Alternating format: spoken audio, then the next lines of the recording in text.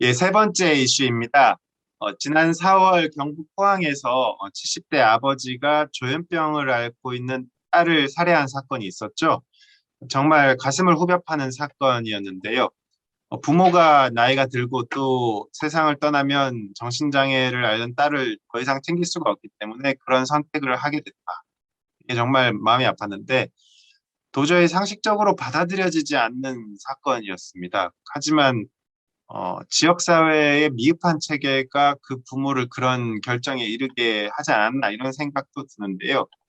이에 대해서 정신장애 단체들이 정신장애인들을 위한 응급 시스템 마련과 그 지역사회 인프라를 구축하라는 성명서를 발표했었죠. 네, 국장님, 이 요구사항을 한번 살짝 간추려 주시죠.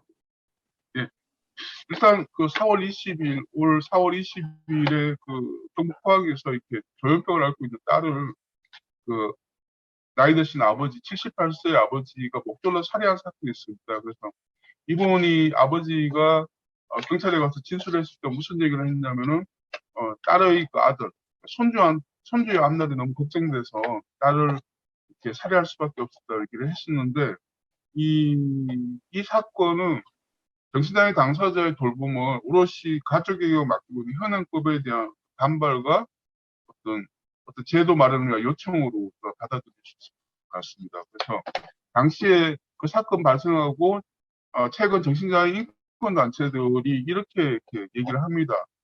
국가가 정신장애인을 지원하지 않으면서 정신병원만을 선택지 없이 강조해왔고 정신병원에 실현한 수많은 학교와 고문을 수용사와 다른 바 없는 환경을 숨겨왔다 이렇게 비판을 하게 됩니다. 그리고 지역사회 인프라 구성에서 가족과 당사자에게 직접 지원하는 것이 아니고 서비스 공급자 병원에게만 그 예산을 지원하고 있다라고 하는 부분에 대해서 비판이 있었고요. 그리고 마지막으로 이렇게 요청을 합니다. 전국의 정신병원을 전수조사해서 정신장애인들이 지역사회로 나올 수 있게 길을 만들어야 한다.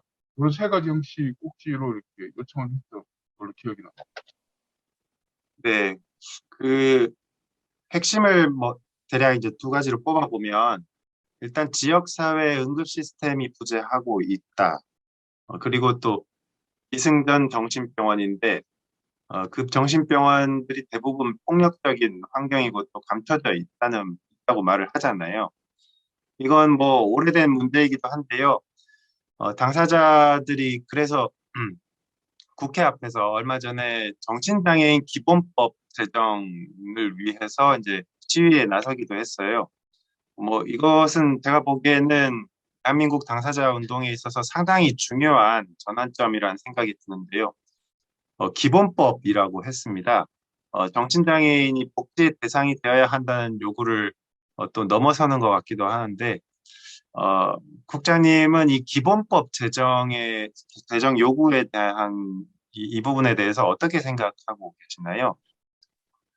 정신장애인 기본법이라는 것은 최근에 만들어진 정치적 용어입니다. 그래서 구체적인 부분들을 제대로 좀 알아가야 될 것 같고요. 그러면 이 같은 기본법이 나오게 되기 이전의 어떤 부분들을 조금 더 거슬러 올라가서 살펴보면 이 정신건강복지법에서는 정신장애인들에 대한 복지 부분을 많이 담고 있습니다. 근데 이게 할 수 있다라는 어떤 임의적인 걸로 만들어갖고 사문화되고 있는 부분들이 많거든요. 그래서 이 부분들을 해야 된다라는 강제성으로 바꿔나가는 부분들이 법을 바꿔나가야 되는 부분들이 있고요. 그 일부 정신자 관련 학회에서는 현재의 정신건강복지법은 의료의 부분에 치중해 있기 때문에 의료의 부분으로 떠넘기고 우리는 정신장애 복지를 위해서 정신장애 복지지원법을 따로 만들어야 된다. 이렇게 양분되는 얘기를 하는 곳이 있습니다. 그래서 어, 아직 정신건강복지지원법과 정신장애 기본법의 정확한 차이는 아직 공론화되지 않아서 상황을 좀 더 살펴봐야 될 것 같습니다. 그래서 중요한 거는 정신장애인이 자기의 삶을 실제적이고 지속적으로 지원하는 법의 필요성에 대해서는 우리 모두가 공감하고 있다는 것이고 이 같은 복지 지원을 넘어선 이 같은 선언은 정신장애인의 배제와 타자화를 만들어 온 국가에 대한 당사자의 전면적 투쟁 승부가 아닐까라는 생각을 하게 됩니다. 예, 일단 공론화되지는 않았지만 정신장애인 복지지원법과 정신장애인 기본법 이 두 가지 법에 대한 어떤 개념과 이런 여러 가지 구분과 발전이 좀 더 이루어져야 될 것 같고요. 그리고 이와 동시에 어, 현장에서도 일단 사건이 생기기 전에 이런 포항과 같은 이런 사건, 끔찍한 사건이 생기기 전에 어, 지역사회가 돌봄을 제공을 해야 되는 체계도 하루빨리 마련이 돼야 될 것 같습니다. 이게 사람이 죽었는데도 이렇게 미비하게 움직이는 것을 보면은 좀 아직도 갈 길이 먼 것 같아요. 아, 마지막으로 이 포항 사건에 대해서 국장님 개인적으로는 어떻게 네, 생각하시나요? 네. 다들 그러시겠지만 안타깝고 가슴이 많이 아팠습니다. 이 정신장애인 당사자인 저 역시도 가족과 불화의 시간을 많이 이제 거쳐왔거든요. 그러니까 기자의 아버지 같은 경우는 병든 나를 보고 자주 울으셨고 부모란 다 그렇다는 생각이 듭니다. 아무리 미워도 절대로 포기할 수 없는 존재가 바로 자식이라는.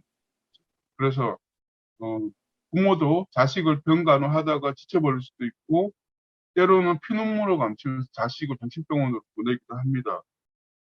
중요한 건 자식은 부모를 포기해도 부모는 절대로 자식을 포기하지 않습니다. 자식을. 그래서 이번에 발생한 포항 사건, 이런 사건에서 이런 배경에서 발생했다고 생각하고 저는 누구도 그 부모한테, 그 아버지한테, 딸을 살해한 그 아버지한테 돌을 던질 수 없다라고 생각하게 됩니다. 예, 아무래도 이런 이 사건은 정말 윤리적으로도 생각해 볼 만한 그 여지가 많은 것 같고 또 법학적으로도 생각해 볼 만한 가치도 있는 것 같습니다.